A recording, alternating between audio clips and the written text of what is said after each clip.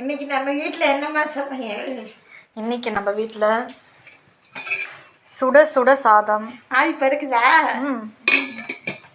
அப்புறம் பன்னீர் வெஜிடபிள் குருமா. பன்னீர் வெஜிடபிள் குருமாவா? ஆமாம், இதோ பன்னீர் போட்டுருக்கேன் பாருங்க. பார்க்கும்போதே நான் கூறுது. நல்லா இருக்கா? நல்லா இருக்கு. நெக்ஸ்ட் வாழைக்காய் வறுவல். வாழைக்காய் வறுவலா? ஆமாம், இது இன்னைக்கு தான் ஸ்பெஷல். சாப்பிடலாமா? சாப்பிடலாமே. சாப்பிடுங்க. சுட சுட இருக்கு.